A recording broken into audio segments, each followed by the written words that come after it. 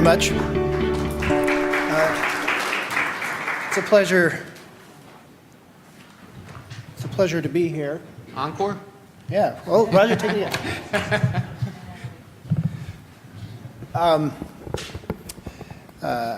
It's a pleasure to be here today. I have traveled far today. I'm in Chicago at what are called the CLGB meetings, and I took today out to come here, and I'll return this evening. There's a little story behind that. When I left my hotel room, I have my driver's license so I can get on the plane, but turns out not much else. I did have about $60 or so, which got me out to O'Hare and got me to Capitol Hill, but reality game show will be, can Bob Kratzke get back to downtown Chicago with a $20 bill in his pocket?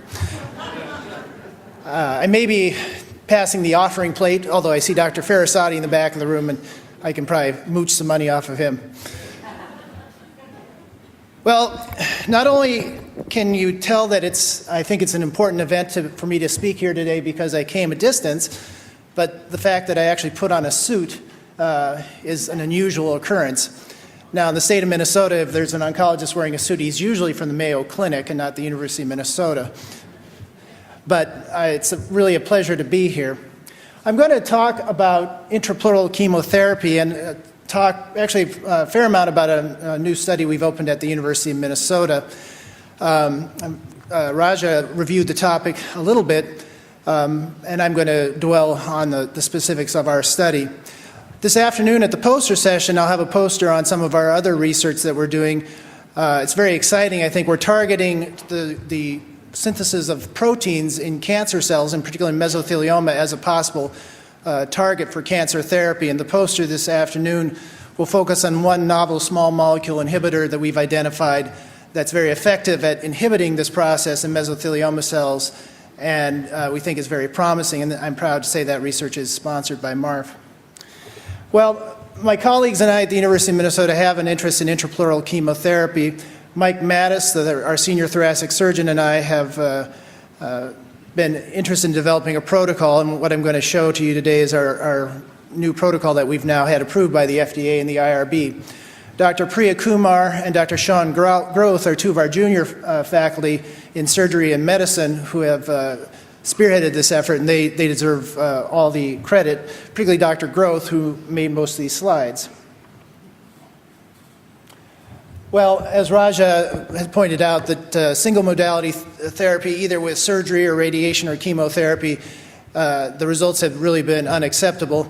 And for locally advanced disease, I think surgery in the context of bimodality or trimodality therapy is the way to go. Now, I do know that one way to invigorate or perhaps activate Dr. Flores is to argue that surgery plays no role, and I'm tempted to do that just to get the dander up, just get the excitement going, but I really can't say that. I think most North American oncologists and specialists in mesothelioma do feel that surgery is good for patients who still have only locally advanced disease. As was pointed out, there's high local recurrence rates, quite most frequently within the chest cavity. And so that's what made many people think that attacking the chest cavity with directed chemotherapy within the chest cavity after surgery would be an ideal approach. This approach has actually worked with carcinomatosis of the abdominal cavity, often in ovarian cancer and colon cancer, with improved survival, improved quality of life. So the benefits of directing the chemotherapy within the cavity itself that's been evacuated after surgery are somewhat intuitive. They may actually not hold true, but you certainly can get the chemotherapy directly in contact with the mesothelioma and potentially limit the systemic toxicities, meaning although some of the chemotherapeutic agent will leach out into the bloodstream, that we would hope that it be relatively contained within the thorax. And the way this works is it's flushed through the chest cavity, so it's not left in there indefinitely. So a number of studies have shown that this is feasible, and Dr. Flores mentioned them. I'm going to reiterate the study at the bottom by Bill Richards and the team led by Dr. David Sugarbaker at Brigham and Women's Hospital. And what they did, as was pointed out, is they used cisplatinum. They warmed it to 42 degrees and instilled it after the surgery into the chest cavity. This was a phase 1 study, and their hypothesis was that many of the previous intrapleural studies had been using relatively low doses of chemotherapy, 50 to 100 milligrams per meter squared, for example, of cisplatinum within the thoracic cavity, and they escalated it up all the way to 250 milligrams per meter squared, which if we delivered that as a systemic dose intravenously into the bloodstream would be extremely toxic. But because we are able to keep it localized within the chest cavity, many of those toxicities are limited. However, at the highest doses, they begin to see kidney failure and some of the other things that we see with cisplatinum chemotherapy. Now, these are some of the data from that study. I won't really dwell on it too much, but if we look down at the lower left-hand, at the panel D, the red line indicates those patients who are now getting what we would maybe previously considered supratherapeutic doses of cisplatinum, 175 to up to 250 milligrams per meter squared within the chest cavity, versus those who received what would be relatively more standard doses that we might get for lung cancer or ovarian cancer in the bloodstream. And what we can see is there was a definite trend that for the patients receiving the very, very high doses delivered only within the thoracic cavity, there was a fairly marked trend towards survival benefit, including some long-term survivors or basically people who might be cured of this disease. Here's actually a closer look of that panel. I didn't remember that I had actually broken this out, but this is what the data I was just talking about. So we already have heard that the best response rate is about 42% from Nick Vogelzing's study with cisplatinum and pemetrexed. And so the thought of what agent to use, an obvious choice might be pemetrexed or Alimta. It's very soluble, has a short half-life, it's stable at 42 degrees, and it's been tested in animal models within the peritoneal cavity or the abdominal cavity, and given quite safely. And although Alimta itself has a very, very favorable side effect profile when delivered in the bloodstream, one interesting thing is when you give it to the animal model in the abdominal cavity, the systemic concentrations are really very, very low. So it seems to preferentially stay within the body cavity that you would inject it to temporarily. In this study that I'm going to describe, we have a fairly extensive pharmacokinetic component where we will look at the bloodstream levels of the pemetrexed and some perhaps markers of susceptibility. So, fairly standard way to do this is to do the surgery first and then come back later to do the intrapleural administration. This is based on some animal models as well as what's commonly done in peritoneal disease or abdominal diseases. You infuse basically there will be 2 portholes within the chest cavity, and there's a device, I can't remember what it's called, but basically a warmer circulator that circulates the drug of choice. And we're currently doing this extensively in peritoneal disease at the University of Minnesota, most usually under the direction of Dr. Todd Tuttle, our head of surgical oncology. So we believe that if we can deliver pemetrexed, also known as Alimta to many of you, we can deliver it safely, perhaps get a very high dose. And then thymidylate synthase is one of the many genes that are targeted, or it's one of the 3 main genes, they're not many, targeted by pemetrexed. And we want to look at the expression of that gene and see if that associates with the response. So this is the fancy big name of our study. Like I said, the primary investigators are myself, Dr. Michael Mattis, and Priya Kumar, and Dr. Groth from the surgery department. Dr. Mark Kirstein from our School of Pharmacology will be doing the pharmacokinetics. So the 3 aims of this study, one is it's a true phase 1 dose escalation study of pemetrexed, so we want to identify the maximum tolerated dose, discover something about the systemic levels of pemetrexed that we get when we infuse it into the chest cavity, And then finally, in our pharmacokinetic aim, look really at whether the expression of this thymidylate synthase gene has any correlation with response or toxicity. So the schema of this study is fairly straightforward. Patients undergo a mediastinoscopy or examination behind the breastbone looking for the presence of positive lymph nodes. If lymph nodes are found at the University of Minnesota, we consider that unresectable mesothelioma and they would not go on the study. If the lymph nodes are negative, they'll generally undergo tau pleurodesis. My understanding is that this actually makes the EPP easier. Is that true, or? It makes the EPP easier, but it makes a pleurectomy very, very bloody. So, then they will undergo the extrapleural pneumonectomy. If it's found to be unresectable at the time, then they're off study. But if it's resected to less than a cubic centimeter of disease or an R1 type resection, then 2 to 3 weeks later, they'll be administered vitamin B12 and folate, which, as some of you may know, is a pre-requirement to pemetrexed administration to reduce toxicity. And then there are 4 cohorts of pemetrexed being delivered at 42 degrees for an hour and a half.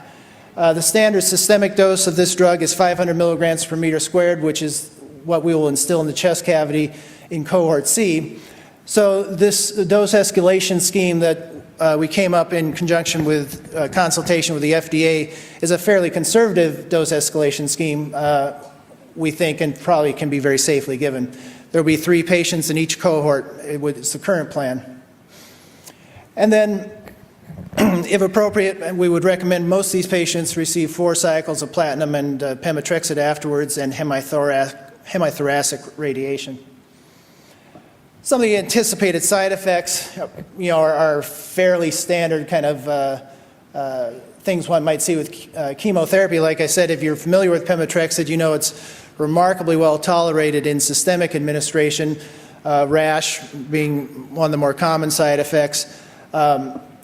We listed all these as possible things in the consent form, but we would not expect at these doses of pemetrexed to see too many significant side effects. People undergoing this type of procedure usually will have some kind of fevers afterwards. I talked a little bit about the thymidylate synthase gene. This is a gene involved in metabolism of folate, and it's targeted by several other chemotherapeutic drugs, including pemetrexed. We will obtain the fresh tissues, store it, isolate RNA from it, looking for expression of the TS gene, and we'll also do immunohistochemistry on the tumor samples. So we believe that there's a possibility that intrathoracic chemotherapy after surgery, extrapleural pneumonectomy, may improve the outcome. We want to study pemetrexed, which I think is now our safest and one of our most effective drugs in this disease. And we intend to look at the effect that has on bloodstream levels as well as on genes that may be associated with response to this agent. And that's it. Thank you.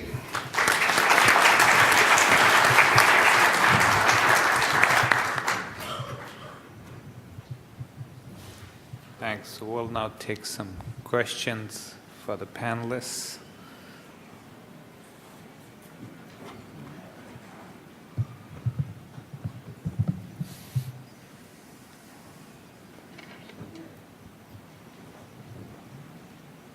Any others? While we're waiting for the questions, I did have a question for Dr. Flores. So at your institution, on your protocols, is neoadjuvant chemotherapy kind of the standard?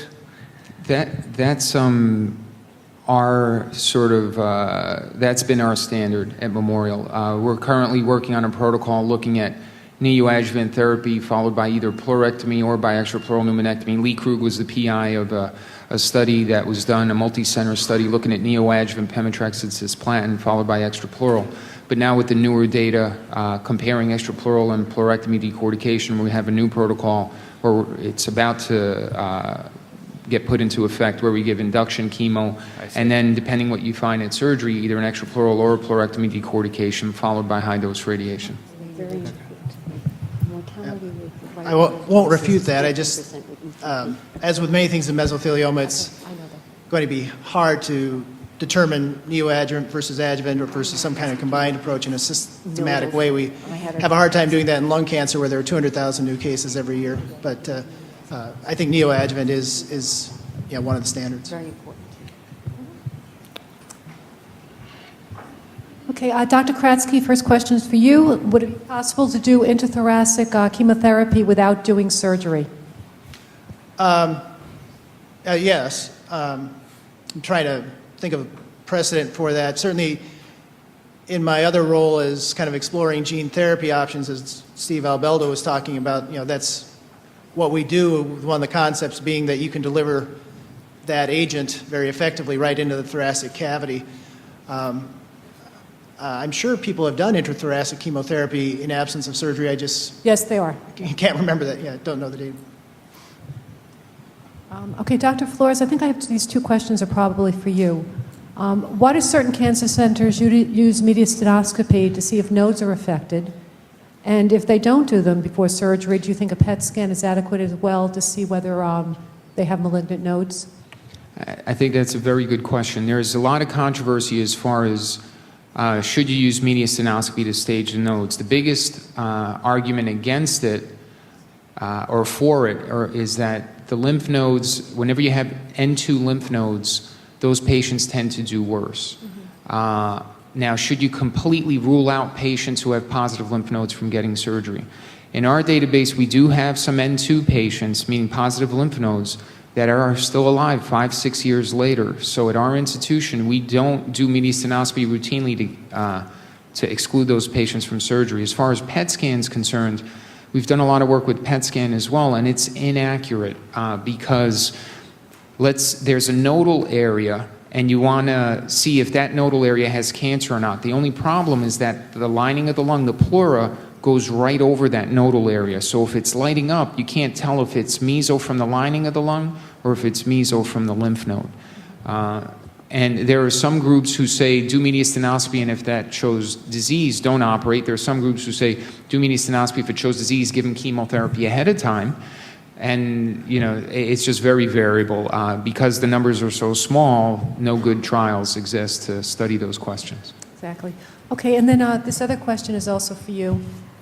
We have a 14% mortality rate with right-sided chest disease. Can you comment upon that? Well, I think, we've looked at that data as well as far as right-sided disease and left-sided disease. The right lung gives you 55% of your function. The left lung gives you 45% of your function. So whenever you have disease that's compromising your right lung, you're going to lose more of your overall lung function. Now, exactly why, what exact mechanism is taking place, I can't explain that thoroughly, but people with right-sided disease probably have more tumor involvement and more compromise of that lung. When you look long-term, people who have left-sided mesos in a study that we did tended to do a little bit better than those who had right-side. But if you have a right-sided disease, by no means, saying that that's it, you're a poor candidate or anything like that. But overall, when you look at big numbers with statistics, they tend to do a little bit worse, and probably because that right lung gives you more function than your left lung. Thank you very much. Would patients after talc applied having tumor involvement in lung, chest wall, and chest wall, would they still be considered candidates for surgery? If they have what involved? If they have chest wall involvement. See, chest wall is a confusing thing because in the staging system, you have chest wall that can be a T3, which is theoretically still resectable. Then you have chest wall that could be a T4. So if it's involving the chest wall in one spot, you can cut those ribs out and take that with the specimen. If you have the chest wall that's involved in multiple spots, which is called T4, you can't remove all those ribs because that's just not compatible with life. What you find, you really can't tell the difference between T3 or T4 until you get in there at the time of surgery. When you find T4 disease, it's usually as if you get in there and you go to put your hand to do the dissection, it's like someone poured concrete in the chest. and you just can't move anything. So if you can't move it, you can't really do anything with it. Okay. And this last question would be for both of you. I guess someone is asking about a 91-year-old patient who's apparently fit, otherwise healthy, appears younger than his stated age. Would you do surgery in someone at this age? She's 91. That was 91. 91, 91. Yeah.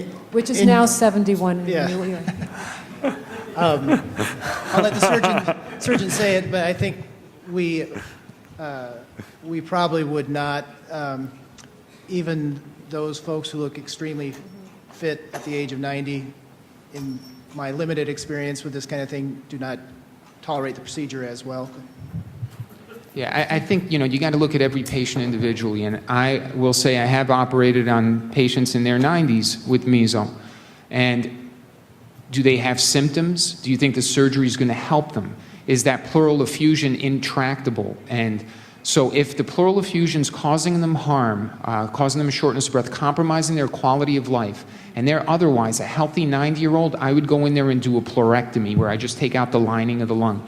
Would I do an extrapleural pneumonectomy in a 90-year-old? I have to say probably not. It's controversial whether we should do it on a 40-year-old.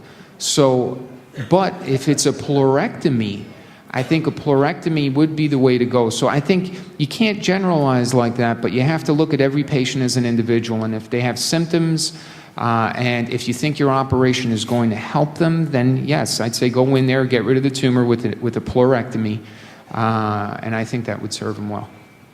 And could you comment a little bit on quality of life after an EPP?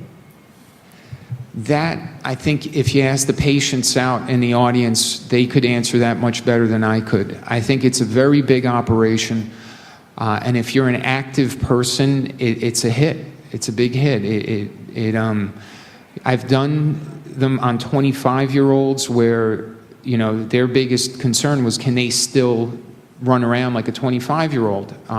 I have some that are biking 5-6 miles. Now, can they run a marathon? No. And, when you take out the diaphragm as well, it gives them a sensation of, the inability to catch their breath. So the reason I've done so much work trying to differentiate between extrapleural pneumonectomy and pleurectomy decortication is because the extrapleural pneumonectomy is a big hit. And, I think the patients could, they'll let you know. I mean, they know better than I do.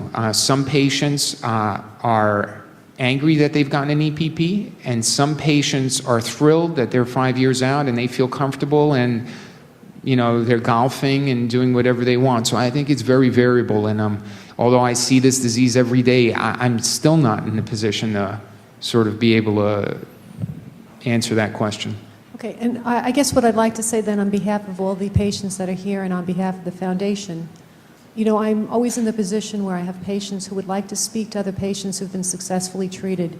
So I'm imploring you, please, to get these patients to me so this way I can sort of help everybody out here who's got questions. I think the support in this network is very, very important for everyone. Just 2 more questions because I think we might be running very far behind. What do you think about a local cardiac thoracic surgeon being able to determine whether a patient is operable or not?